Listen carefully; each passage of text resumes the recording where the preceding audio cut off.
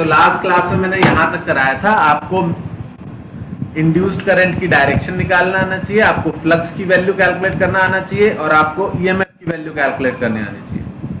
Okay, हटाऊं इसको या कोई लिख रहा है? इफ समबडी इज राइटिंग तो 2 मिनट, हाँ लिख लो।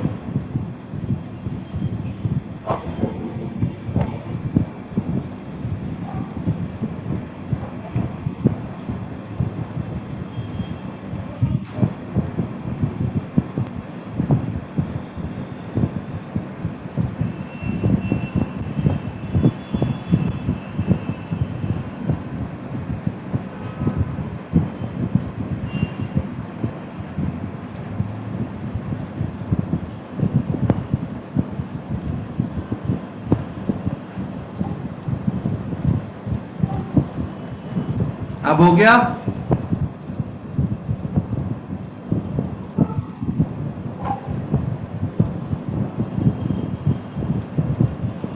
हटाऊं बेटा? सिद्धार्थ लिख लिया?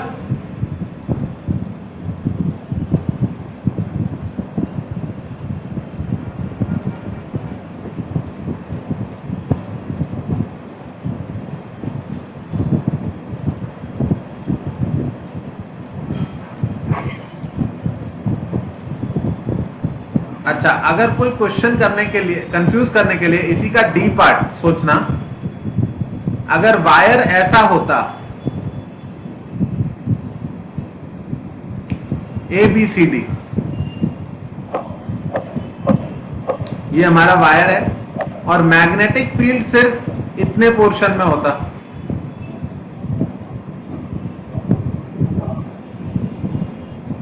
इतने पोर्शन में मैग्नेटिक फील्ड है, तो उस केस में जब आपको फ्लक्स में कैलकुलेट करने को बोलता, फ्लक्स इन एबीसीडी, तो आप magnetic field into pi r square करते या magnetic field into L square करते?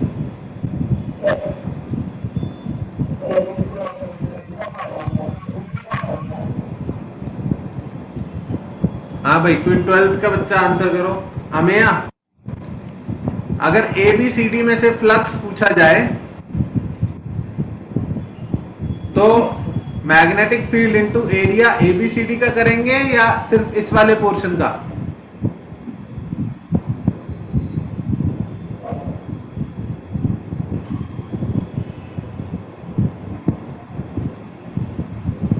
हमें आवाज आ रही है?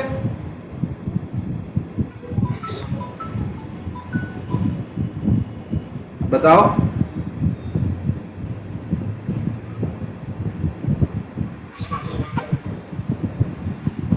This is correct, this is wrong. भाई उसका एरिया बहुत बड़ा है लेकिन पूरे में मैग्नेटिक फील्ड है ही नहीं। मैग्नेटिक फील्ड तो सिर्फ इतने पोर्शन में ही है ना। समझ में आ रही है बात या नहीं?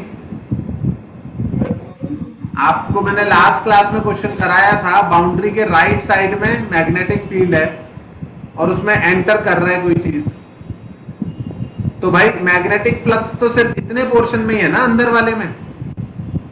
वो ज्यादा एंटर करेगा तो ज्यादा हो जाएगा मैग्नेटिक फ्लक्स, तभी तो उसमें ईएमएफ जनरेट हो रहा था। Is that clear? तो अगर एरिया बहुत बड़ा है पर मैग्नेटिक फील्ड एक पर्टिकुलर पोर्शन में ही है तो आपको उस पर्टिकुलर पोर्शन का एरिया लेना है। ओके? पर अगर एरिया छोटा सा है और मैग्नेटिक फील्ड बहुत बड़े एरिया में है तो आपको किसका एरिया लेना है? सिर्फ कॉइल का एरिया लेना है, सिर्फ ये वाला एरिया लेना है। तो दोनों चीजें समझ में आ गई? कब कौन सा एरिया लेना है? जो कॉमन एरिया हो, जहां पर कॉइल भी है और जहां पर मैग्नेटिक फील्ड भी है। ऐसे याद रखोगे तो कभी गलत नहीं होगा। फ्लक्स कैलकुलेट करने के लिए एरिया कौन सा लेना है? जहां पर मैग्नेटिक फील्ड भी प्रेजेंट है और जहां पर जो एरिया कॉइल के अंदर भी है। तो this is the right answer. Is it clear to everyone? Ridham समझ में आई बात? ठीक है, ओके। अच्छा, आज हमको और क्या बात करनी है? आज हमको लेंसेज लॉ पर क्वेश्चन करने हैं। लेंस लॉ पर क्वेश्चन मतलब हमें बस डायरेक्शन की बात करनी है कि डायरेक्शन देखना तुम्हें आता है या नहीं आता है, और वो भी 3D में। 3D मतलब ये एक कॉइल है। अच्छा, एक सेकेंड, ये कॉइल है, इसमें करंट जा रहा है ऐसे, इधर से ऊपर इधर से नीचे, ठीक है। मुझे ये बताओ, क्या आपको ये बात समझ में आती है, इधर से देखने पर ये करंट क्लॉकवाइज दिखाई देगा या एंटी क्लॉकवाइज दिखाई देगा?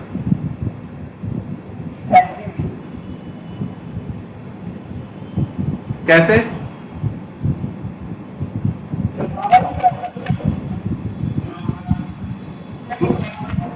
क्लॉकवाइज और एंटी क्लॉकवाइज कैसे डिसाइड कर रहे हो आप?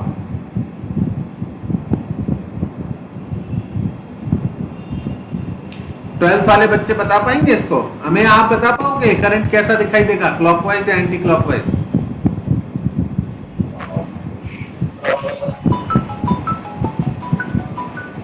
क्लॉकवाइज। एक सेकेंड, आकाश का कॉल आ रहा है। हेलो, हाँ बोलो।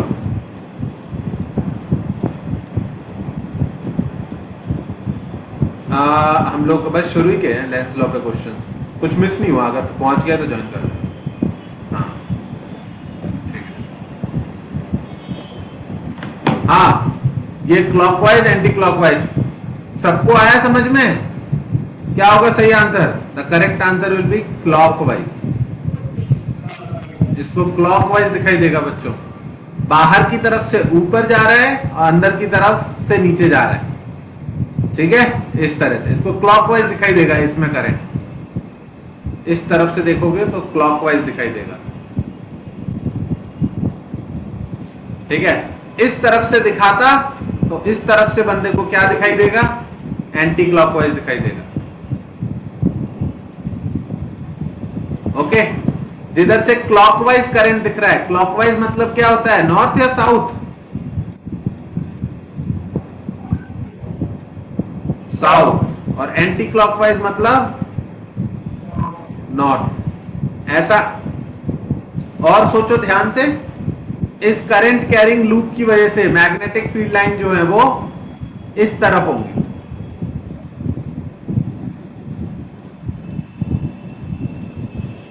इस तरफ होंगी मैग्नेटिक फील्ड लाइन। इसलिए एक को मैग्नेटिक फील्ड बाहर निकलता दिखाई देगा एंटी क्लॉकवाइज, दूसरे को मैग्नेटिक फील्ड अंदर जाता दिखाई देगा क्लॉकवाइज। Is that clear? यहां तो सिर्फ डायरेक्शन की बात करी, अब सुनना ध्यान से। यहां पर एक और कॉइल रखी हुई है, अनदर कॉइल। यहां पर एक और कॉइल रखी हुई है मैंने, ये है कॉइल ए, ये है कॉइल बी। क्वेश्चन है, if current in coil A increases, then induced current in coil B will appear, option दो ही हो सकते हैं, क्लॉकवाइज या anti clockwise to this person. अगर इसमें करंट इंक्रीज होता है तो इस वाली कॉइल में जो इंड्यूस्ड करंट होगा वो क्लॉकवाइज होगा या एंटी क्लॉकवाइज होगा?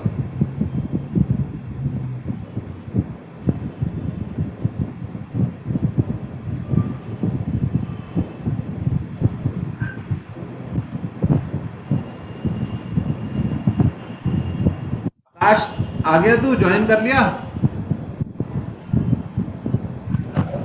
हाँ, क्वेश्चन ये है, ये एक बंदा है, इसको कॉइल ए में करंट फ्लो दिख रहा है। कैसा करंट फ्लो हो रहा है? क्लॉकवाइज, ठीक है। इस पर्सन को कॉइल ए में क्लॉकवाइज करंट दिख रहा है, बीच में कॉइल बी रख दी है, अब if current in coil A increases, अगर ए कॉइल में करंट इंक्रीज होता है तो induced current in coil B कैसा दिखाई देगा, क्लॉकवाइज या एंटी क्लॉकवाइज? बी में करंट किस डायरेक्शन में इंड्यूस होगा, यह डिसाइड करना है।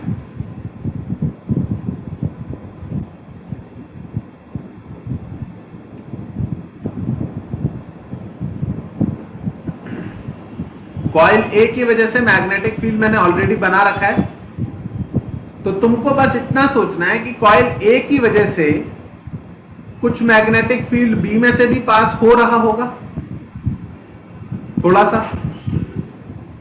और जब इसका करंट इंक्रीज करेगा तो यहां पर मैग्नेटिक फील्ड इंक्रीज होगा या नहीं होगा?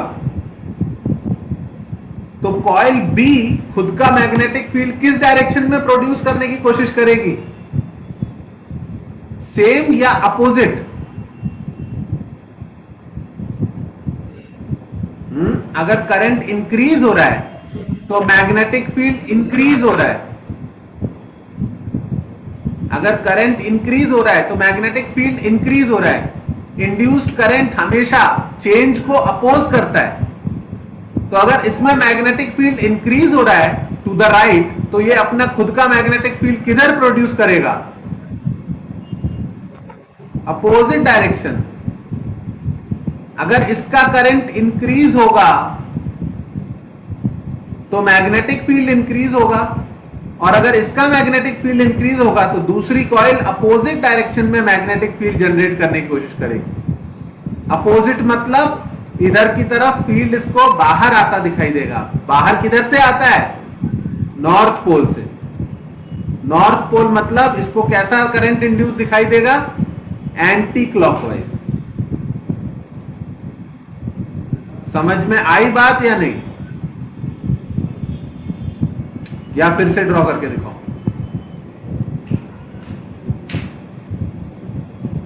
पहले तो सही आंसर मार्क कर लो, anticlockwise. Clockwise is wrong. ठीक है, एक बार फिर से ड्रॉ करके दिखा देता हूं। सिंपल सा कंसेप्ट है क्या, इंड्यूस्ड करंट अपने खुद के कॉज को अपोज करेगा। कॉइल ए का मैग्नेटिक फील्ड मैंने बनाया हुआ है, अगर कॉइल बी उसके आसपास रखी है तो ए का फील्ड बी में से भी पास करेगा। अगर ए का करंट इंक्रीज हुआ तो बी में से magnetic field to the left increase होगा, तो वो खुद का मैग्नेटिक फील्ड किधर जनरेट करेगा, टू द राइट। राइट मतलब इसको फील्ड अपनी तरफ निकलता दिखाई देगा। फील्ड किस तरफ से निकलता है, नॉर्थ पोल से, और नॉर्थ को याद रखो, नॉर्थ मतलब एंटी क्लॉकवाइज। ऐसा करंट दिखाई देगा। आई बात समझ में सबको? इसको ड्रॉ करो।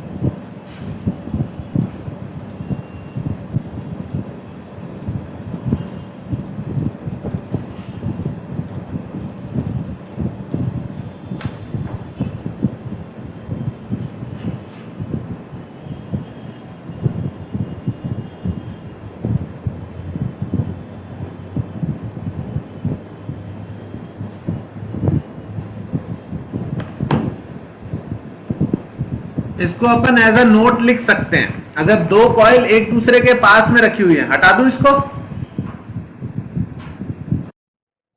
अगर दो कॉइल एक दूसरे के पास में रखी हुई है, इसमें अगर करंट इंक्रीज होगा तो इसमें इंड्यूस्ड करंट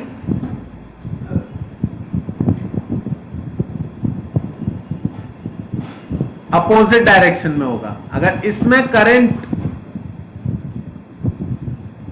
इंक्रीज होगा तो इसमें इंड्यूस्ड करंट अपोजिट डायरेक्शन में होगा। अगर पहले में करंट इंक्रीज हुआ तो इंड्यूस्ड करंट अपोजिट डायरेक्शन में होगा। लेकिन अगर इस वाले में करंट डिक्रीज होगा, अगर इसमें टाइम के साथ करंट डिक्रीज हो रहा है, तो इस वाले में, दूसरे वाले में current, induced current same direction में होगा।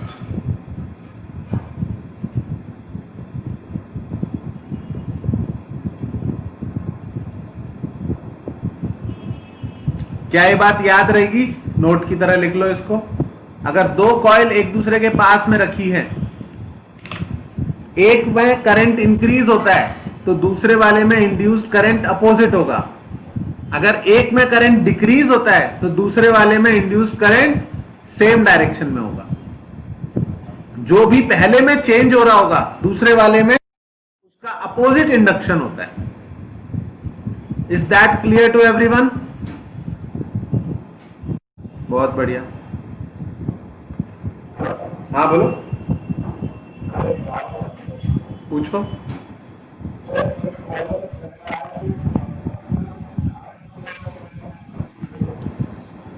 क्योंकि पहले वाले कॉइल में मैग्नेटिक फील्ड जनरेट होगा और वो मैग्नेटिक फील्ड दूसरे वाले कॉइल, तो अगर इसने कुछ मैग्नेटिक फील्ड जनरेट किया तो वो मैग्नेटिक फील्ड इससे पास होगा। यानी इसमें ऐसे लिख सकते हो, करंट की वजह से फील्ड जनरेट हुआ, फील्ड की वजह से फ्लक्स आया। फ्लक्स अगर चेंज हुआ, कब चेंज होगा? जब करंट चेंज होगा। अगर करंट इंक्रीज हुआ तो फील्ड इंक्रीज होगा, फील्ड इंक्रीज होगा तो फ्लक्स इंक्रीज होगा।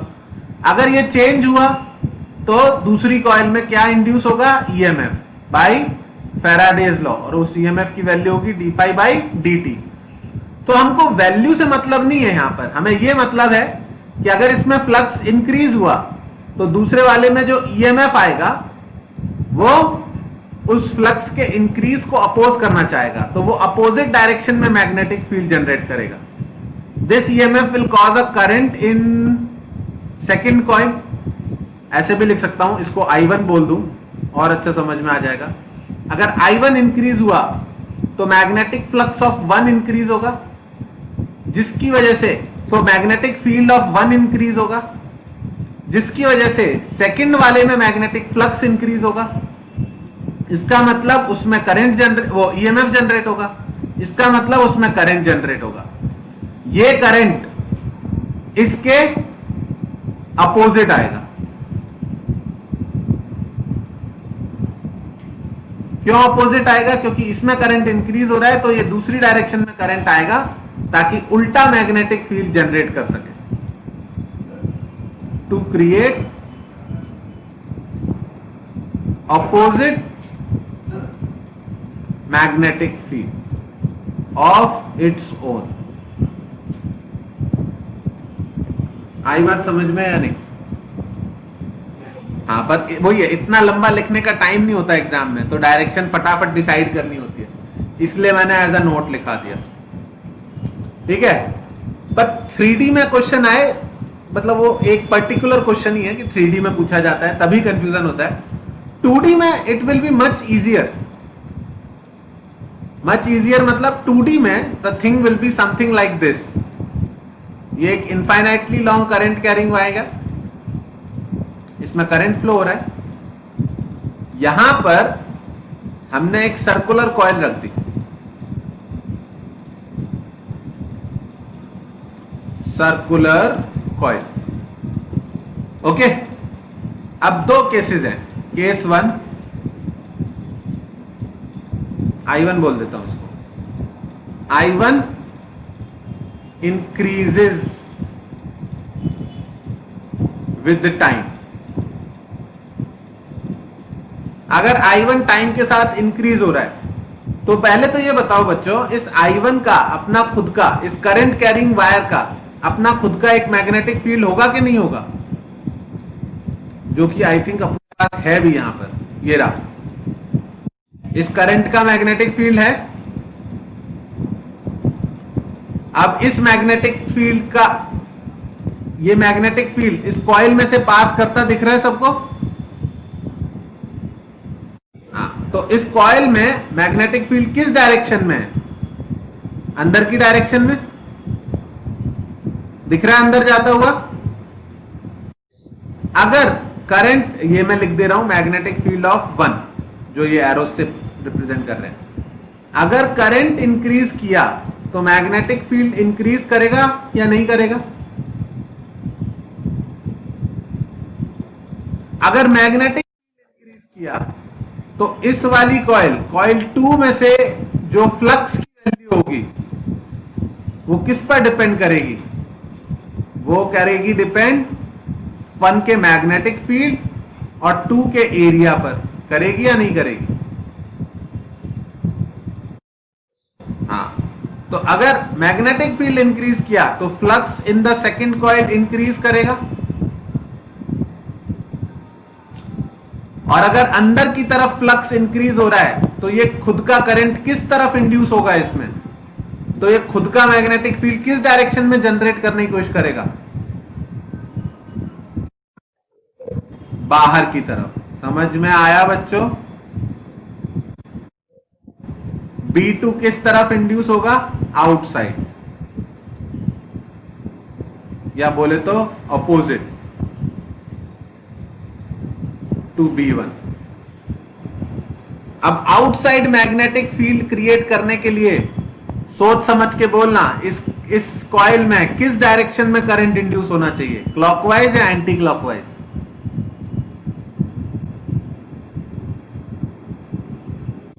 आउटसाइड। आउटसाइड बोले तो नॉर्थ पोल, नॉर्थ पोल बोले तो बस ऐसे बनाने का एन और डिसाइड कर लो कौन सी डायरेक्शन है। Induced current will be anti clockwise, ऐसे। अब बताओ सबको आया समझ में? This is induced current.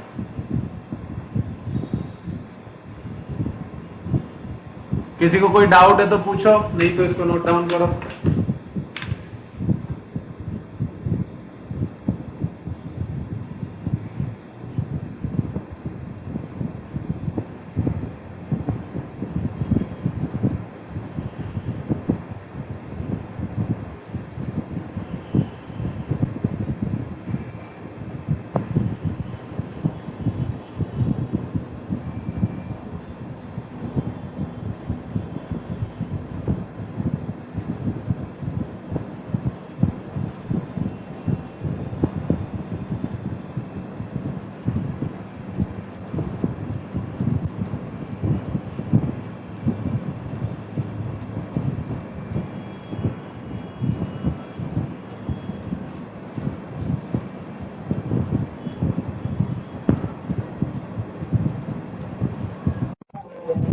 हो गया?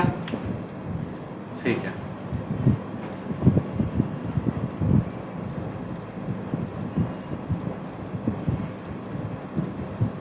डायरेक्शन देखना एक काम है, उससे टफ काम है वैल्यू कैलकुलेट करना। ठीक है, ज्यादातर डायरेक्शन पे क्वेश्चन आते हैं पर वैल्यूज पर भी क्वेश्चन पूछे जाते हैं। आई करंट है, इनफाइनाइटली लॉन्ग वायर है, इससे आर डिस्टेंस पर एक छोटा सा कॉइल रखा है। ध्यान से पढ़ना बच्चों, क्वेश्चन में कॉइल छोटा बोला है या बड़ा बोला है। अगर छोटा सा बोला है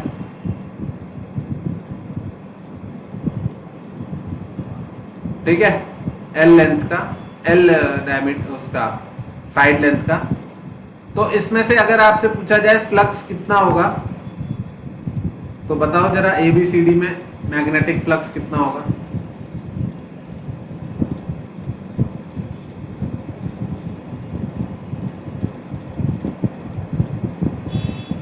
What is the magnetic flux through this square loop of wire?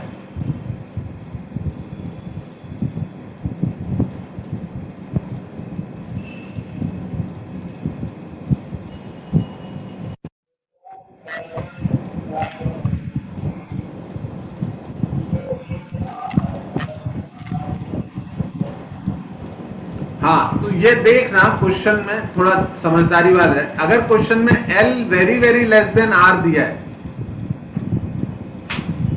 Question में L very very less than R दिया हुआ है, तो आप इस वायर की वजह से मैग्नेटिक फील्ड R डिस्टेंस पे लिख सकते हो। वैल्यू बताओगे मुझे जरा, कितनी वैल्यू आएगी?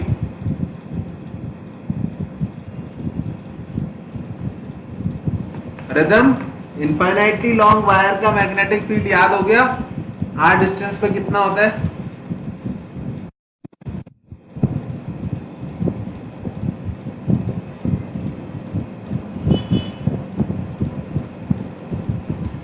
इनफाइनाइटली लॉन्ग वायर का मैग्नेटिक फील्ड R डिस्टेंस पे कितना होता है? नहीं याद? Very bad. Mu naught I upon 2πr, ये मैग्नेटिक फील्ड है यहां पर अंदर की तरफ, और इस मैग्नेटिक फील्ड की वजह से फ्लक्स कितना होगा? B dot A, magnetic field mu naught I upon 2πr, और एरिया हो जाएगा L स्क्वायर। इस केस में दिस इज योर आंसर। पर ये आंसर सिर्फ तब तक वैलिड रहेगा जब तक क्वेश्चन में दिया हो कि the wire loop is small loop. अगर स्मॉल लूप नहीं लिखा है या L लेस देन R नहीं दिखा है, तो हमें इस तरह का अप्रोक्सीमेशन नहीं कर पाएंगे। उस केस में हमें कुछ और सोचना पड़ेगा। इसका बी पार्ट अभी बताता हूं, पहले ए पार्ट लिख लो। ए पार्ट आया तो सब लोग सही कराएंगे, बी पार्ट में ही दिक्कत है इसमें।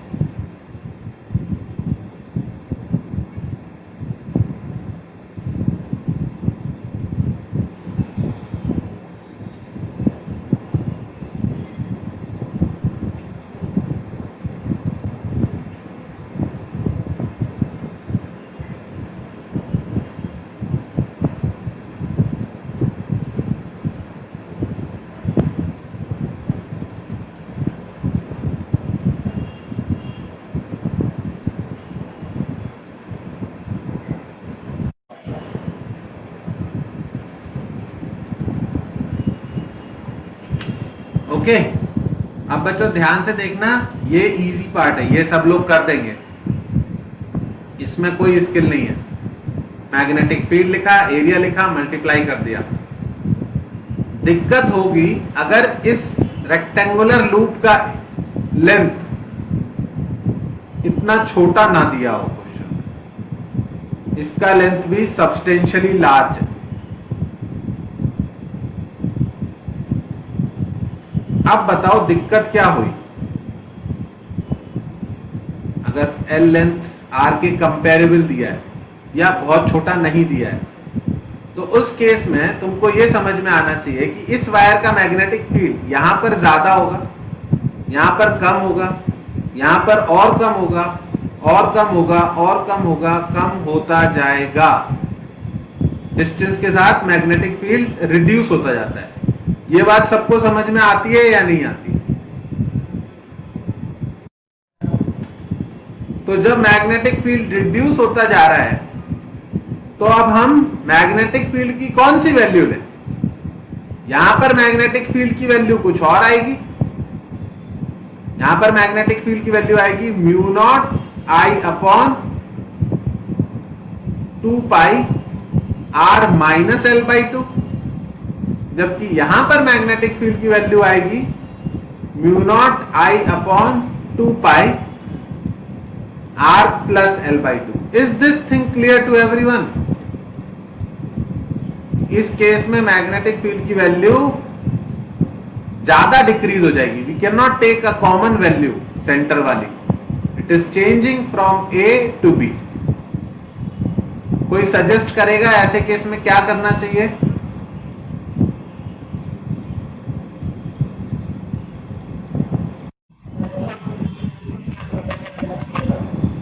हाँ, इसमें यहां से यहां तक मैग्नेटिक फील्ड अलग अलग है, पर इतने से पतले से सेक्शन में तो मैग्नेटिक फील्ड सेम है ना।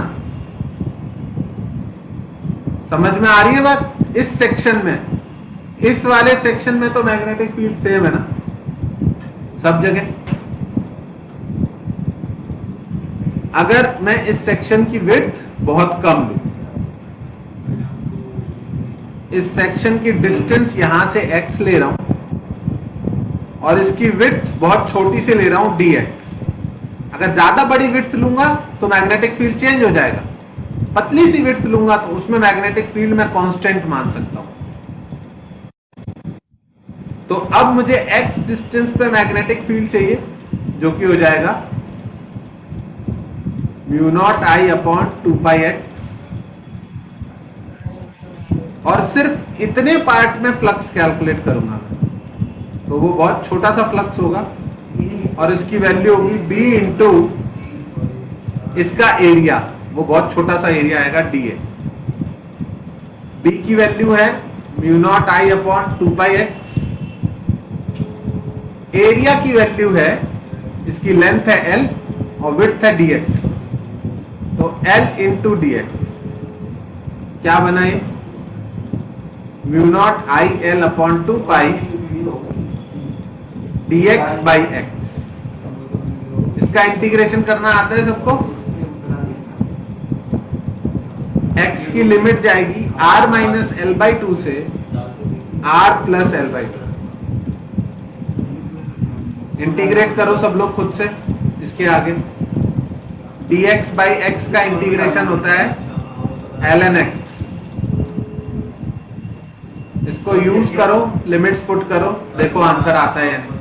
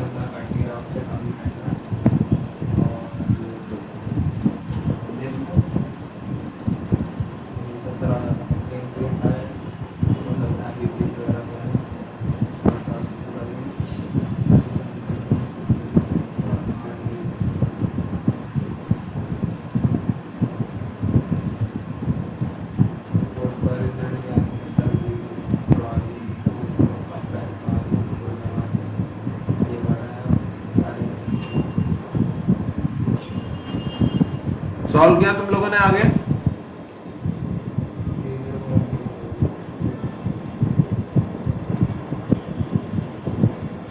dx बाई एक्स का इंटीग्रेशन ln x, x की लिमिट ये पुट करो r माइनस एल बाई 2 से लेके r plus L by 2। I hope इस पॉइंट पे सबको पता हो कि ln p माइनस ln q को आप लिख सकते हो ln p बाई q।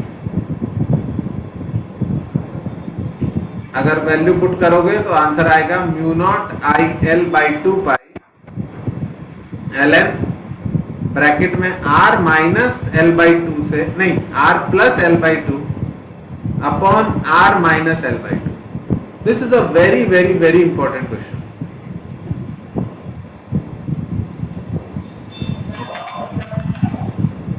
नहीं, 1 बाई एक्स ln x का इंटीग्रेशन 1 बाई एक्स का इंटीग्रेशन ln x होता है।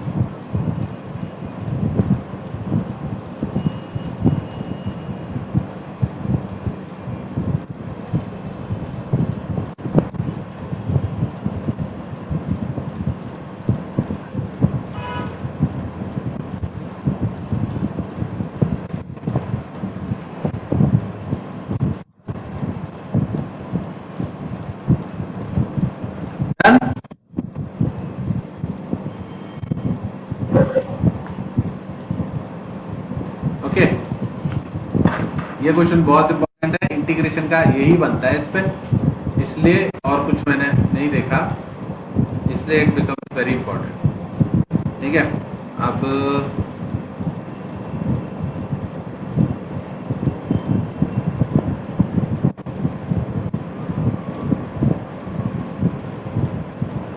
ये वाला क्वेश्चन देखो।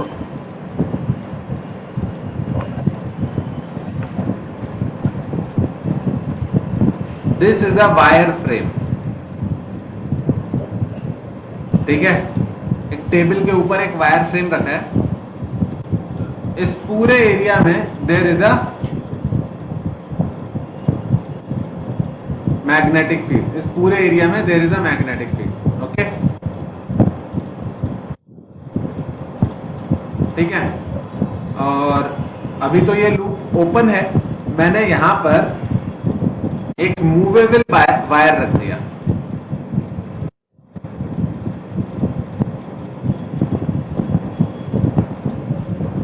ठीक है, this is a movable wire.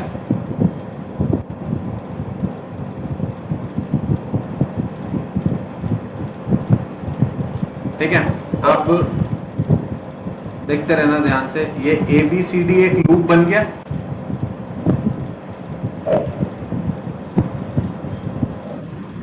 बच्चों, अगर मैं इस वायर को आगे की तरफ पुल करूं, ठीक है, v वेलोसिटी से आगे की तरफ पुल कर रहा हूं,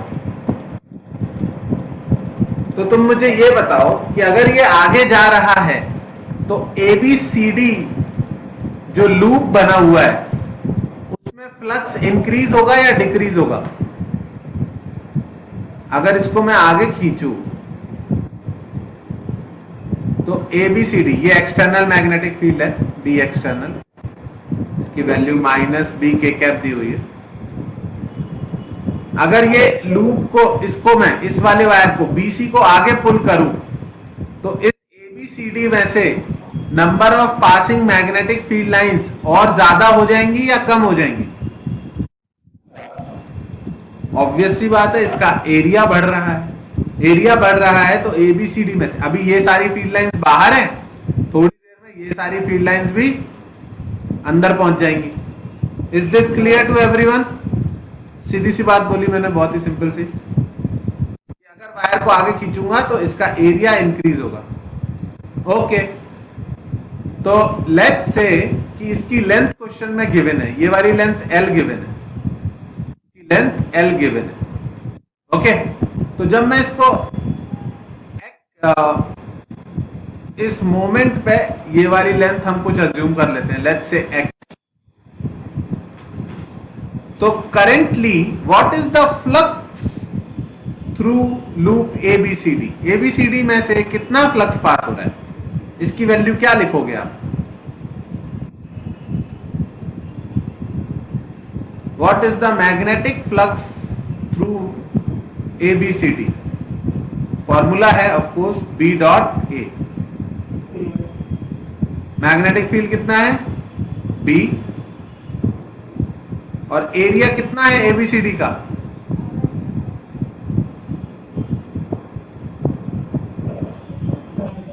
L इंटू,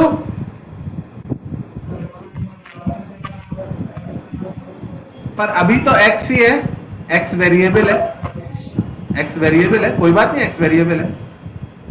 जब आगे खींचेंगे तो फ्लक्स चेंज होगा, यानी d∅dt कैलकुलेट कर सकते हैं, और फ्लक्स चेंज होगा तो EMF इंड्यूस होगा। Is this clear to everyone? Flux क्या चेंज होने का रेट कितना आएगा, इसको डिफरेंशिएट करो। B और L कांस्टेंट है, आंसर आया BL into dx by dt, that gives me BLV। Is this clear to everyone? इस वायर को अगर आगे खींचा v वेलोसिटी से तो इसमें एक EMF जनरेट हो जाएगा, कितना? BLV। ये बात सबको समझ में आई या नहीं है? इस बार मैंने वैल्यू पहले कैलकुलेट कर दी, डायरेक्शन की बात नहीं करी, पहले वैल्यू कैलकुलेट कर ली। कोई बात नहीं, डायरेक्शन की भी बात कर लेंगे। ये इतना EMF इसमें जनरेट होगा, किसमें? इस लूप में एबीसीडी में।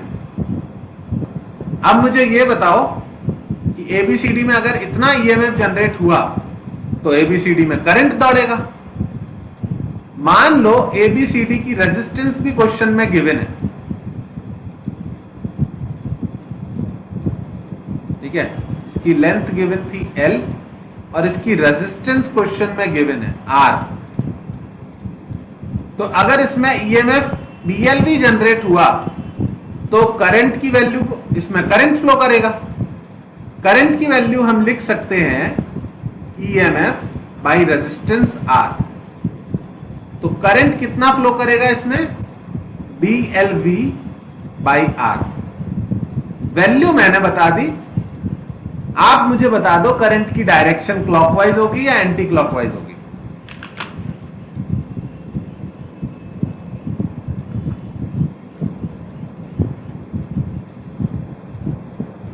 ये रेजिस्टेंस समझ में आ रहा है ना?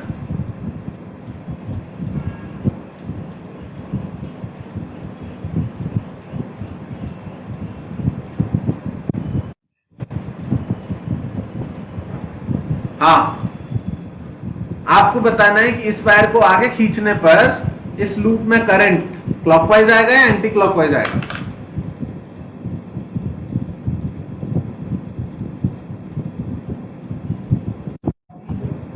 Anti clockwise. क्यों? फ्लक्स इंक्रीज हो रहा है। किस डायरेक्शन में है मैग्नेटिक फील्ड लाइंस? अंदर की तरफ फ्लक्स इंक्रीज हो रहा है। तो इंड्यूस्ड करंट किस तरफ मैग्नेटिक फील्ड जनरेट करना चाहेगा? बाहर की तरफ। बाहर की तरफ मतलब नॉर्थ। नॉर्थ मतलब एंटी क्लॉकवाइज। समझ में आने लग गया आप लोगों को? ये induced current, induced magnetic field जो है, इंड्यूस्ड करंट जो है, वो जो मैग्नेटिक फील्ड जनरेट करना चाहेगा वो किस तरफ जनरेट करना चाहेगा? बाहर की तरफ। तो इसमें करंट इस डायरेक्शन में, एंटी क्लॉकवाइज डायरेक्शन में फ्लो करेगा। यहां तक सब लोग मेरे साथ हैं क्या? ये आएगी करंट की डायरेक्शन। ओके, देखते रहना, this is not a easy one, ठीक है। करंट इस डायरेक्शन में आएगा।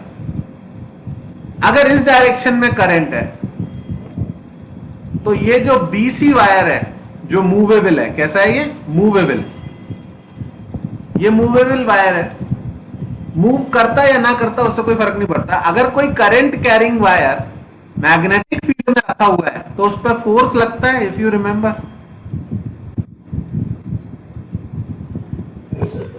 अगर कोई current carrying wire magnetic field में रखा हुआ है तो फोर्स लगता है, और वो फोर्स का फॉर्मूला भी बहुत हमने काफी डिस्कस किया था 2-3 क्लास पहले। फोर्स का फॉर्मूला था I L क्रॉस B। याद आया?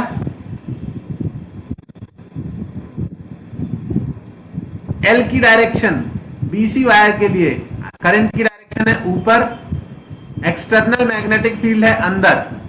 इसके खुद का मैग्नेटिक फील्ड मत सोचना, खुद का मैग्नेटिक फील्ड ऑब्जेक्ट पे कभी फोर्स नहीं लगाएगा। एक्सटर्नल मैग्नेटिक फील्ड अंदर है, करंट ऊपर की तरफ है।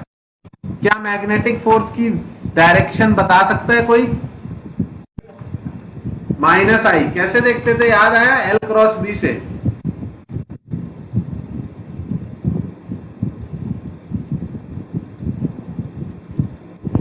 करंट की डायरेक्शन में फिंगर्स को रखते थे और फिर मैग्नेटिक फील्ड की डायरेक्शन में रोटेट करते थे। ऊपर से अंदर की तरफ रोटेट कर रहे हैं। मैग्नेटिक फोर्स की डायरेक्शन क्या आई? बैकवर्ड्स। इस पर एक मैग्नेटिक फोर्स लगेगा बैकवर्ड डायरेक्शन में। ओके, और उसकी वैल्यू कितनी होगी? ILB sin 90। सब चीजें एक दूसरे के परपेंडिकुलर है। I की वैल्यू कितनी है? BLV by R into L into B। Answer आया B square L square V by R। इस पर इतना मैग्नेटिक फोर्स पीछे लगेगा। अगर आपको वायर को कांस्टेंट वेलोसिटी से ले जाना है तो आपको इतना ही फोर्स आगे लगाना पड़ेगा, अदरवाइज आप वायर को मूव नहीं कर सकते।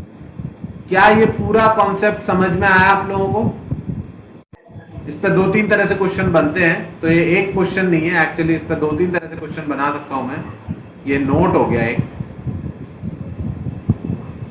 कि एक वायर फ्रेम के ऊपर अगर एक वायर को रख के मूव करना है आगे, तो मैग्नेटिक फोर्स उसको आगे जाने से रोकेगा। हम ऑलरेडी ये बात कर चुके हैं कि इंड्यूस्ड करंट चेंज को अपोज करता है, तो अपोज करने के लिए क्या करेगा? ऑफ कोर्स आगे जाते हुए वायर को पीछे रोकने की कोशिश करेगा।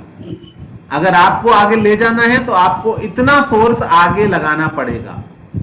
ये वैल्यू पूछी जाती है डायरेक्टली या फिर कुछ वेरिएशन के साथ, थीटा वीटा दे के। Please write this whole thing down.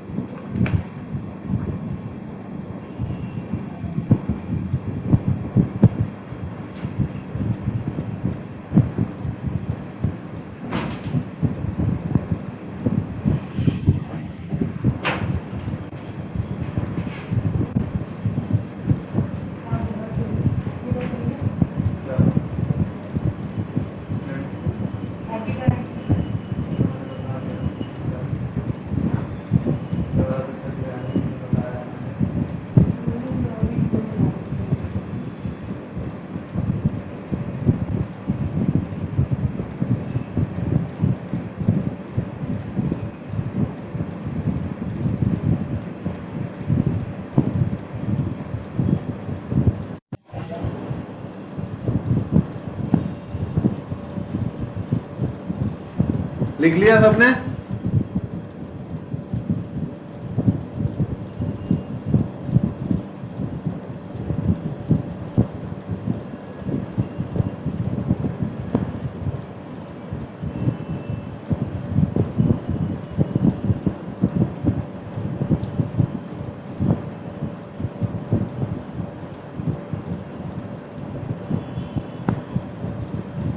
ठीक है, इस कंसेप्ट का क्वेश्चन कैसे बनाते हैं? 2-3 तरह से बना सकते हैं। एक इस तरह से होता है, this is a wire loop in vertical plane.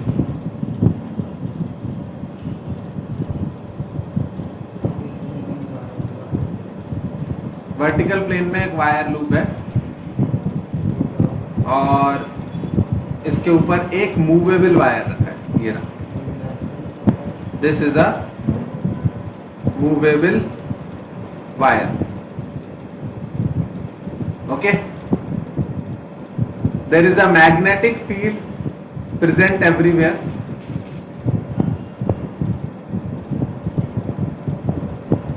The magnetic field is minus b k cap. अगर ये वायर लूप वर्टिकल प्लेन में है तो magnetic field actually horizontal plane में है, हॉरिजॉन्टल है। ठीक है,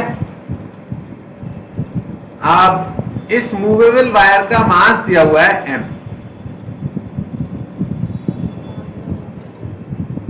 तो बच्चों इस पे एक फोर्स लग रहा होगा ग्रेविटी का, किस तरफ लग रहा होगा? नीचे की तरफ mg। चूंकि इस पे mg लग रहा है तो ये नीचे गिरना शुरू करेगा, नीचे गिरेगा, पर ये इस वायर के टच में, कांटेक्ट में, इसके कांटेक्ट में ABCD।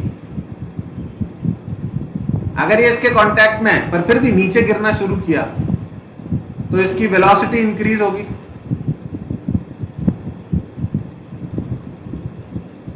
किसी भी चीज को वर्टिकल प्लेन में छोड़ दोगे, नीचे गिरेगा, वेलोसिटी इंक्रीज होगी।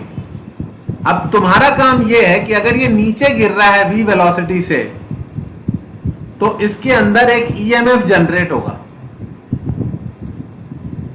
वो हम कैसे निकाल सकते हैं? d फाई बाई dt से। और उसकी वैल्यू कितनी आ रही है? बार बार उसकी वैल्यू आ रही है BLV।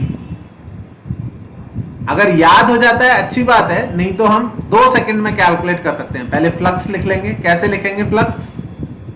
फ्लक्स होता है मैग्नेटिक फील्ड इनटू ये लेंथ L दी होगी, कुछ और दी हो तो देख लेना, और ये वाली लेंथ मान लेते हैं y। तो इस बार फ्लक्स की वैल्यू कितनी लिखूं मैं? रिदम आप बताओ, what is the value of flux through the loop?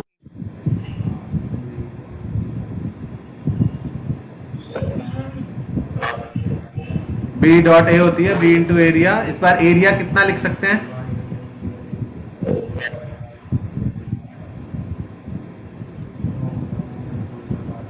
Length into width, B L Y. ठीक है। हाँ, ये फ्लक्स चेंज क्यों होगा? क्योंकि वाई चेंज होने वाला है। क्यों वाई चेंज होने वाला है? क्योंकि ये नीचे भागने वाला है। तो EMF d phi by d t में बी और एल कांस्टेंट है, d y by d t y change हो रहा है। D y by d T को क्या लिख सकते हैं इस बार? जिस वेलोसिटी से नीचे जाएगा उतनी तेजी से वाई इंक्रीज होगा। तो d y by d T को क्या लिख देंगे? Velocity B L V. क्या ये बात सबको समझ में आने लग गई? ईएमएफ बी एल वी आएगा। इसका एक और मेथड भी है, वो ही बताऊंगा, पर आई थिंक अभी के लिए ईएमएफ की वैल्यू बी एल वी आ गई। ठीक है। ज्यादातर दिया होगा कि इस लूप की टोटल रेजिस्टेंस आर है। अगर या तो आर दिया होगा, नहीं तो एक रेजिस्टेंस यहां पे बना हुआ होगा, रेजिस्टेंस आर। ठीक है। तो अगर ईएमएफ पता है और रेजिस्टेंस पता है तो करंट कितना आया?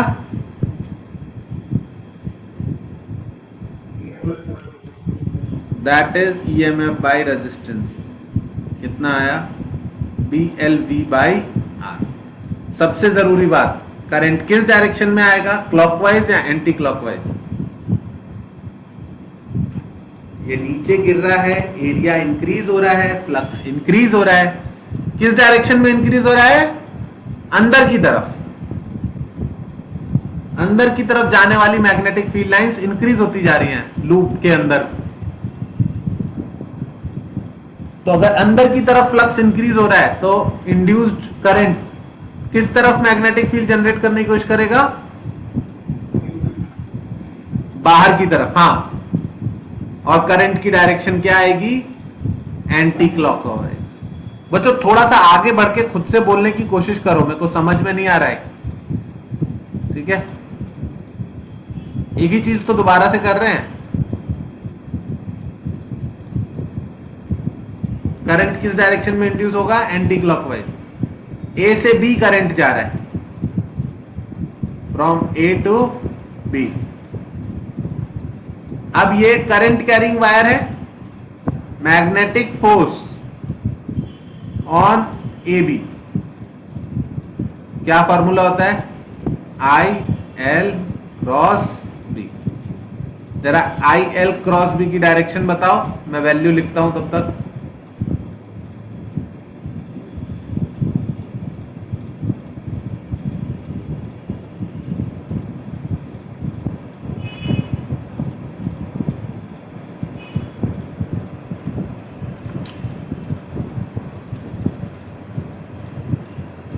हमें क्या डायरेक्शन में फोर्स लगेगा? मैग्नेटिक फोर्स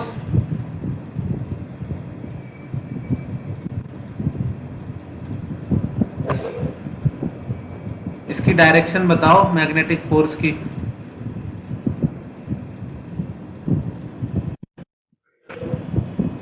ऊपर की तरफ। कैसे? राइट से अंदर की तरफ। L cross B, I L cross B, ऊपर की तरफ फोर्स लगेगा। तो मैग्नेटिक फोर्स ऊपर की तरफ है, उसकी वैल्यू है इतनी। ग्रेविटी नीचे की तरफ है, जो स्पीड को बढ़ाती जाएगी। बच्चों जैसे जैसे स्पीड बढ़ेगी मैग्नेटिक फोर्स बढ़ेगा। बढ़ते बढ़ते बढ़ते इवेंचुअली ये दोनों बराबर हो जाएंगे या नहीं हो जाएंगे? जब बराबर हो जाएंगे उसके बाद वेलोसिटी और ज्यादा इंक्रीज नहीं करेगी। तो आपसे क्वेश्चन पूछा जाएगा, what is the maximum velocity attend by the wire in the consecutive motion?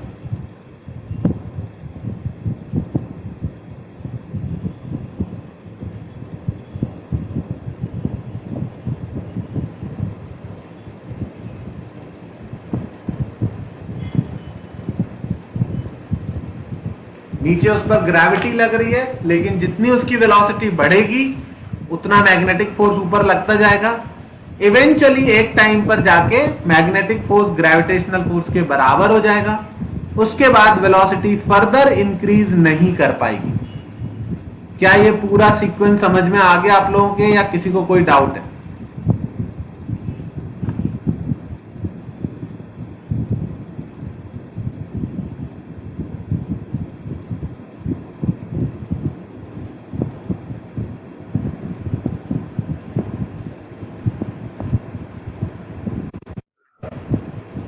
Very good.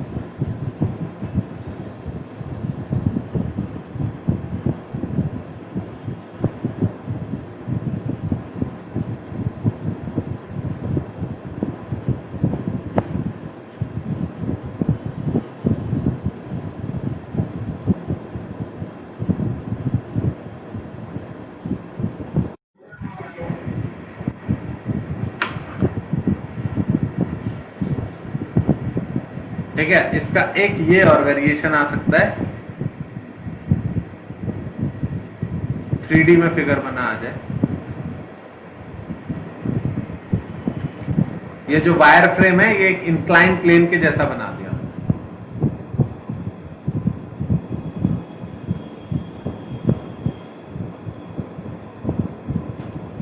Ground से थीटा डिग्री पे वायर फ्रेम रख दिया और इसके ऊपर एक मूवेबल वायर रख दिया। यहां पर लेंथ L है, इसकी रेजिस्टेंस R है। ओके, ये बन गया आपका लूप ABCD। ओके, अब मैग्नेटिक फील्ड इज कौन सी डायरेक्शन में लगाऊं? Vertically upward direction. Vertically upward direction में there is a magnetic field present everywhere.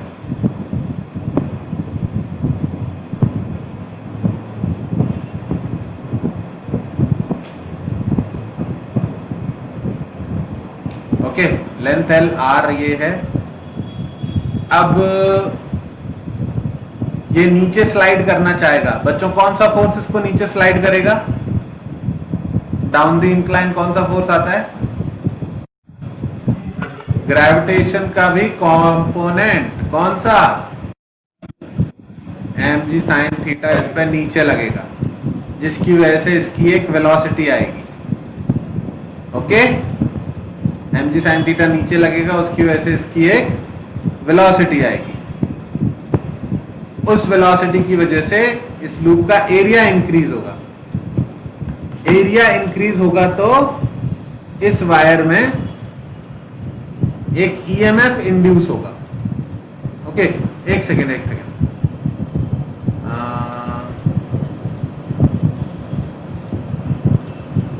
Just thinking about something, 1 minute देना मुझे।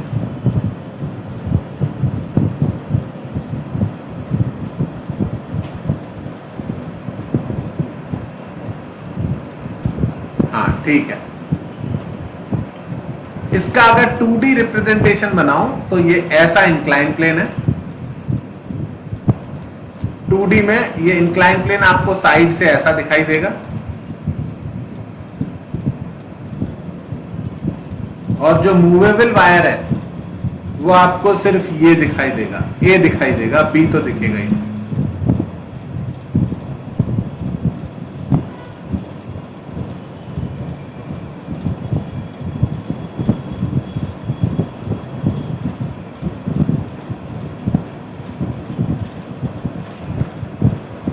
ठीक है। और मैग्नेटिक फील्ड किस डायरेक्शन में है? Magnetic field is in upward direction.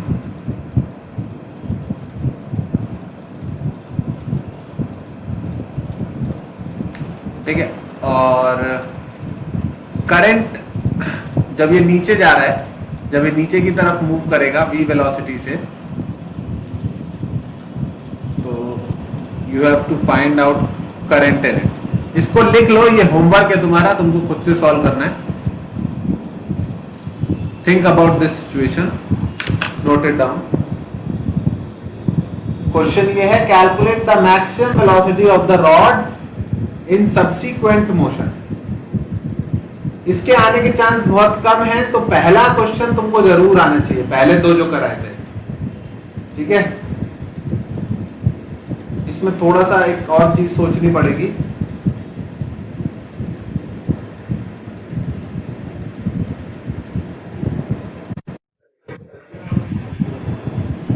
Maximum velocity find out करनी है of the wire A B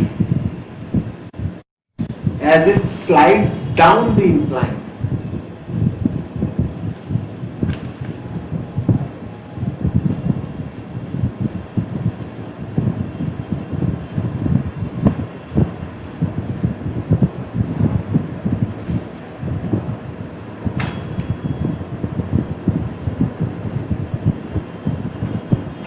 मेरे को एक और चीज पढ़ानी है, पहले दो जरूर कर लेना, उसके बाद ही ये थर्ड वाला ट्राई करना। पहले दो एकदम अच्छे समझ में आ जाने चाहिए। हटाओ, इसको ड्रॉ कर लिया।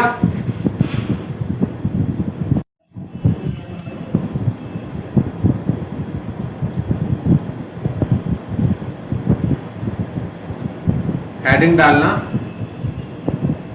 Motional EMF।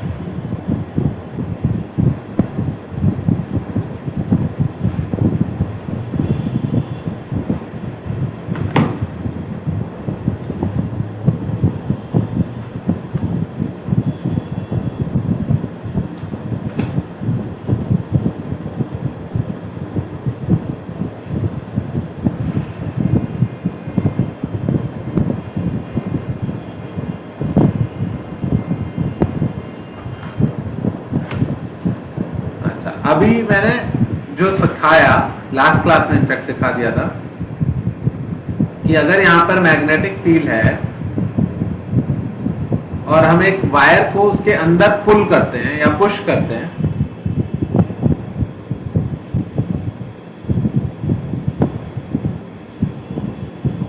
इसको अंदर की तरफ v वेलोसिटी से पुश करते हैं, जबकि अंदर सभी जगह पर मैग्नेटिक फील्ड प्रेजेंट है।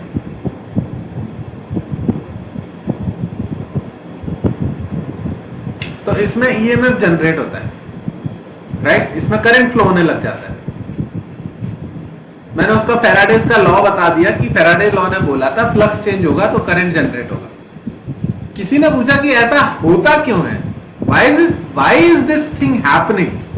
हमने इसको अंदर पुल किया, इसमें से फ्लक्स चेंज हुआ, तो मैग्नेटिक फ्लक्स चेंज हुआ, इसमें से करंट क्यों फ्लो होने लग गया? तो उसका लॉजिक समझने के लिए हमें इस वाले वायर का जो अंदर जा रहा है, इसको जूम करके इसकी फिगर को देखना पड़ेगा। जूम करके मतलब इस पूरे सिस्टम को भूल जाओ, सिर्फ वायर ए बी की बात करो। ये जो ए बी वायर है, it's a conductor moving inside a magnetic field. क्या ये बात समझ में आई? हम क्या करने जा रहे हैं, इस पूरी फिगर को हटा के सिर्फ मैग्नेटिक फील्ड के अंदर एक सिंगल वायर ए बी बनाने जा रहा हूं। ये देखो, पूरा मैंने जूम इन किया, यहां पर मैग्नेटिक फील्ड प्रेजेंट है और मैंने सिर्फ और सिर्फ वायर ए बी ड्रॉ किया। जूम कर दिया तो वो थोड़ा बड़ा दिखाई देगा अपने को। ये रहा वायर ए बी।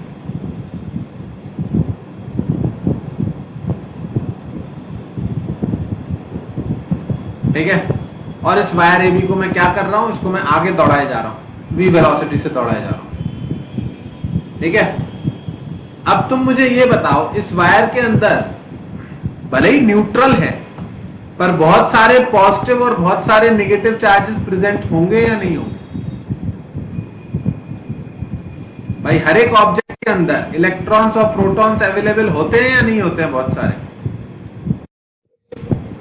तो इसके अंदर बहुत सारे पॉजिटिव और नेगेटिव चार्जेस अवेलेबल हैं, पर वो सब बहुत ज्यादा मिक्स्ड हैं और नेट चार्ज वायर पर 0 है। कोई बात नहीं। अगर इसके अंदर एक सिंगल पॉजिटिव चार्ज की बात करूं या एक सिंगल नेगेटिव चार्ज की बात करूं, एक सिंगल इलेक्ट्रॉन की बात करता हूं, तो चूंकि वायर मूव कर रहा है तो इलेक्ट्रॉन भी मूव कर रहा है मैग्नेटिक फील्ड के अंदर, और अगर इलेक्ट्रॉन मूव कर रहा है तो उसके ऊपर फोर्स लग रहा होगा। आप लोगों को याद है मूविंग चार्ज पे फोर्स का फॉर्मूला क्या था? Q V cross B.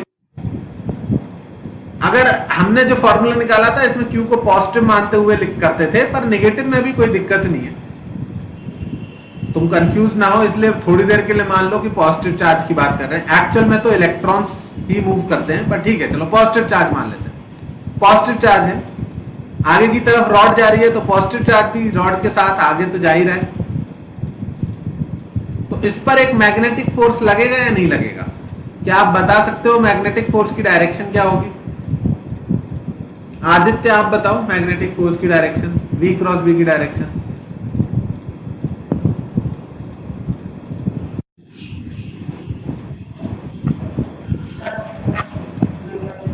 ऊपर की तरफ। और कौन है? आकाश आप बताओ मैग्नेटिक फोर्स की क्या डायरेक्शन होगी?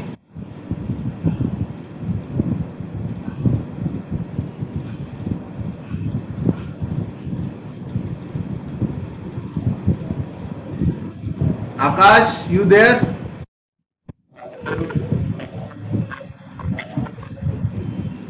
अच्छा चलो रिकॉर्ड हो रहा है। तो कौन बताएगा? रिदम आप बताओ V क्रॉस B की डायरेक्शन क्या होगी, कैसे निकालते हैं, याद है या नहीं? B की डायरेक्शन में फिंगर्स को रखो, अंदर की तरफ रोटेट करना है, आगे से अंदर की तरफ रोटेट करोगे फिंगर्स को, किधर जाएगा? थंब। तो इस पर मैग्नेटिक फोर्स ऊपर आ रहा है, सबको दिख गया होगा। तो ये पॉजिटिव चार्ज ऊपर की तरफ फोर्स लग गया, इस पर कोई बात नहीं, ये ऊपर चला गया। अगर पॉजिटिव तो ऊपर की तरफ फोर्स आया तो नेगेटिव तो ऑब्वियसली नीचे लगा होगा, नेगेटिव नीचे चले गए। पॉजिटिव ऊपर जाने लग गए, नेगेटिव नीचे जाने लग गए, पॉजिटिव और ऊपर इकट्ठे हो गए, नेगेटिव और नीचे इकट्ठे हो गए। क्या आपको दिख रहा है कि यहां से यहां तक ये पॉजिटिव चार्ज ऊपर इकट्ठे होते जा रहे हैं, नेगेटिव नीचे इकट्ठे होते जा रहे हैं, तो एक इलेक्ट्रिक फील्ड बन जाएगा फ्रॉम पॉजिटिव टू नेगेटिव।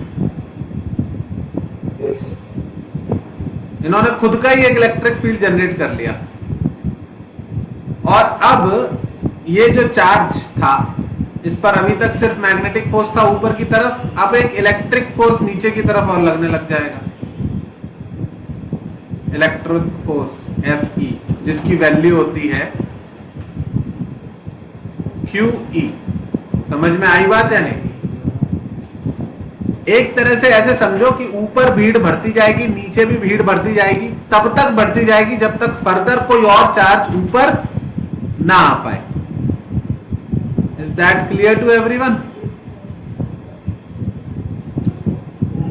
ऊपर पॉजिटिव चार्जेस इकट्ठे होते गए, थोड़ी देर बाद वो इकट्ठा होना बंद हो जाएंगे। क्यों? क्योंकि अब वो अगले पॉजिटिव चार्ज को इतना रिपेल करने लगेंगे कि वो बेचारा अब और पॉजिटिव चार्ज ऊपर नहीं आ पाएंगे, ऐसी और नेगेटिव चार्ज नीचे नहीं जा पाएंगे। लेकिन फॉर दिस टू हैपन, ये दोनों फोर्स का मैग्नीट्यूड सेम हो जाना चाहिए, QVB इक्वल टू हो जाना चाहिए QE। सारे एंगल अपने 0 और 90 है, साइन का कॉस का कोई कम वो नहीं बचेगा। इसका magnitude Q V B sine theta होता है, इसका magnitude Q E cos theta होता है। ठीक है, वेलोसिटी और मैग्नेटिक फील्ड परपेंडिकुलर है तो यहां साइन 90 हो गया। इलेक्ट्रिक फील्ड, यहां तो क्रॉस प्रोडक्ट होता ही नहीं है, यहां तो क्यू ई है। इलेक्ट्रिक फील्ड नीचे की तरफ है तो ये वाला फोर्स नीचे हो गया। तो इवेंचुअली क्यू ई बराबर हो जाएगा किसके, क्यू वी बी के। यानी कि ये पॉजिटिव नेगेटिव चार्ज इकट्ठे होते रहेंगे जब तक ई की वैल्यू कितनी नहीं हो जाती, वी बी। यहां तक सब मेरे साथ हो। अगर इलेक्ट्रिक फील्ड बन गया जिसकी वैल्यू कितनी है, वी बी, तो मैंने पढ़ाया है बहुत पुराने चैप्टर में कि potential difference is nothing but E dot DL. इस केस में इलेक्ट्रिक फील्ड तो कांस्टेंट है तो वो हम चुपचाप बोल सकते हैं ई इंटू एल, और ई की वैल्यू अगर पुट कर दें बी वी तो हो गया बी एल वी। अब तुम सोचोगे कि सर तब से हम यही आंसर बहुत मेहनत करके निकाल रहे थे। हाँ निकाल रहे थे, वो तरीका भी सीखना जरूरी है, पहले फ्लक्स लिख के फिर उसको डिफरेंशिएट करके। अब से हमारे पास ये फॉर्मूला डायरेक्ट है। क्या फॉर्मूला डायरेक्ट है, अगर एक रॉड एल लेंथ की मैग्नेटिक फील्ड बी में वी वेलोसिटी से भाग रही है तो उसमें ईएम पोटेंशियल डिफरेंस जनरेट होगा और उसकी वैल्यू कितनी आएगी, बी एल वी। और अगर हम थोड़ा पीछे जाएं तो ये जो वैल्यू आई है ये वी बी के बीच क्या था, वी क्रॉस बी था, और लेंथ के साथ क्या हुआ था, डॉट प्रोडक्ट, तो V cross B dot L. हालांकि मैंने तो कभी इसकी जरूरत नहीं पड़ी, मैं हमेशा बीएलवी डायरेक्ट यूज करता रहा हूं, पर फिर भी अगर कभी कभी कुछ प्रॉब्लम हो जाती है, लेंथ सीधी सीधी नहीं है, टेढ़ी रखी है या कुछ और पंगा है, तो उस केस में हम लोग V cross B dot L की हेल्प ले लेंगे। पर अभी के लिए कंसेप्ट क्लियर है कि अगर एक रॉड एल लेंथ की है, वी वेलोसिटी से मैग्नेटिक फील्ड बी में भाग रही है, तो उसमें ईएमएफ जनरेट होगा कितना, B L V. Is that clear to everyone? This क्या बेटा डिस्कनेक्ट हो गए थे? कोई बात नहीं। कौन बोल कौन रहा है ये? मुझे लगा आकाश आया। हाँ, मैंने ये बोला कि पॉजिटिव चार्ज पर मैग्नेटिक फोर्स लगा तो वो ऊपर इकट्ठे हो गए, नेगेटिव चार्ज नीचे इकट्ठे हो गए, पॉजिटिव से नेगेटिव एक इलेक्ट्रिक फील्ड बन गया ई वेक्टर। तक इलेक्ट्रिक फील्ड बनता रहेगा जब तक फर्दर चार्जेस का मूवमेंट बंद नहीं हो जाता। कब बंद होगा, जब इलेक्ट्रोस्टैटिक फोर्स और मैग्नेटिक फोर्स दोनों इक्वल हो जाएंगे, यानी इलेक्ट्रिक फील्ड की वैल्यू कितनी आई, VB. Is that okay? Potential difference between 2 points VA minus VB can be calculated as E dot dl का इंटीग्रेशन। इस केस में इलेक्ट्रिक फील्ड कांस्टेंट है तो इंटीग्रेशन हटा दिया, E इंटू एल कर दिया, E की वैल्यू पुट कर दी BV, तो आंसर आया BLV। यही वैल्यू कैलकुलेट कर रहे हैं बार बार, पर हम कैसे कैलकुलेट करते हैं, फ्लक्स की वैल्यू लिख के उसको डिफरेंशिएट करके। अब से हमको कि अगर कोई रॉड है एल लेंथ की, बी मैग्नेटिक फील्ड में वी वेलोसिटी से भाग रही है, तो उसके एंड पॉइंट्स के अक्रॉस एक पोटेंशियल डिफरेंस जनरेट होगा, और वो पोटेंशियल डिफरेंस कितना होगा, BLV। Is that clear? अगर मैं डॉट और क्रॉस नहीं हटाता तो actual formula V cross B dot L बनता, लेकिन इजी टू रिमेंबर है BLV। और ये भी याद रखोगे तो फायदा है उसका, पर हाँ नहीं भी याद रखोगे तो भी मैं डायरेक्शन देखना बता दूंगा, तो you should write it down. This is called motional EMF inside a rod. Okay,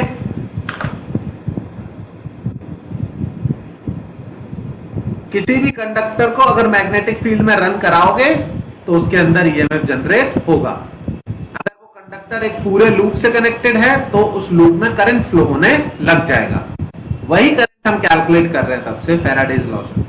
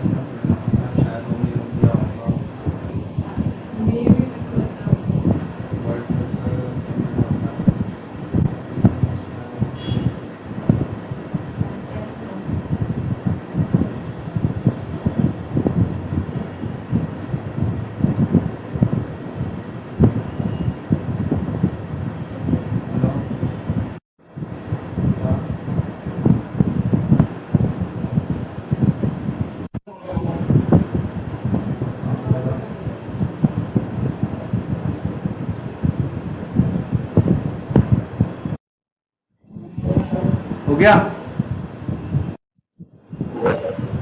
ठीक है।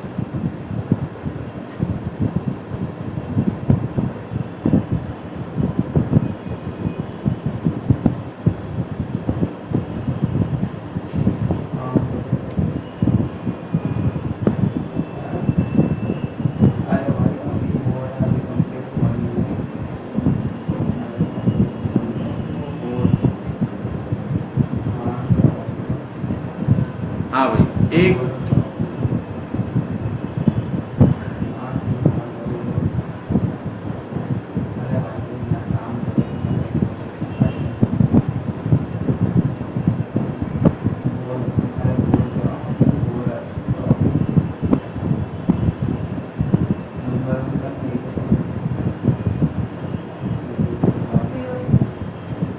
बच्चों ये लूप नहीं है, this is a single rod. Okay,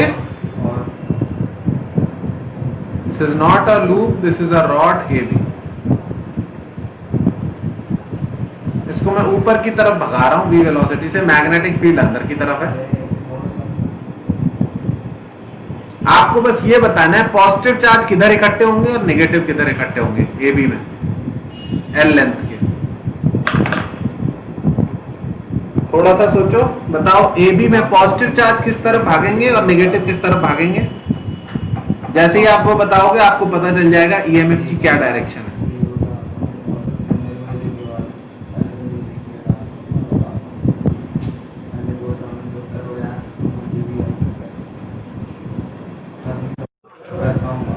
ए पे पॉजिटिव आ रहा है,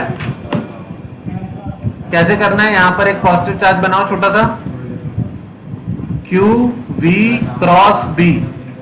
फोर्स की डायरेक्शन टुवर्ड्स लेफ्ट आएगी, यानी पॉजिटिव चार्ज ए पर इकट्ठे हो जाएंगे, नेगेटिव चार्ज बी पे इकट्ठे हो जाएंगे।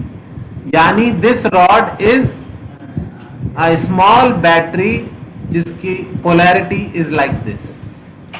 उसका ईएमएफ कितना आएगा? BL। क्या ये बात समझ में आई आप लोगों को?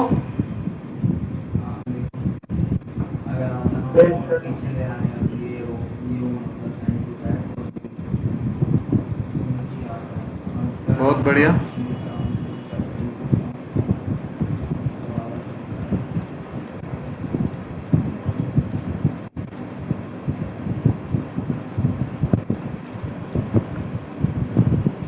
बताओ,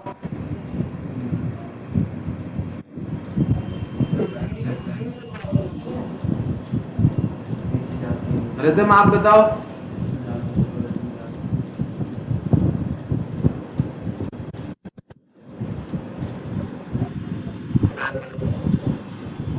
ये रहा पॉजिटिव चार्ज, इस पे फोर्स कितना लगेगा? Magnetic force Q V cross B किधर लगेगा इस पर,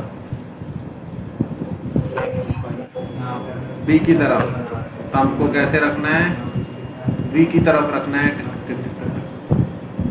और अंदर की तरफ रोटेट करना है वेलोसिटी से मैग्नेटिक फील्ड की तरफ। ये रखा वेलोसिटी की तरफ, मैग्नेटिक फील्ड की तरफ रोटेट किया, फोर्स इधर आया तो पॉजिटिव चार्ज यहाँ इकट्ठे हो जाएंगे, यहाँ पर नेगेटिव हो जाएंगे। ओके, और this will behave like a small battery of EMF B L. सबको आया समझ में? ठीक है, आई थिंक यहीं पर आज की क्लास खत्म करते हैं। मोशनल ईएमएफ और फैराडेज लॉ और लेंजेस लॉ के क्वेश्चन अब आप लोग सॉल्व कर सकते हो।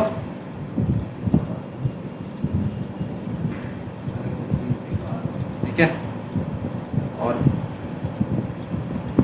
बाकी कब होगी क्लास, सैटरडे को रहेगी क्लास। ठीक है,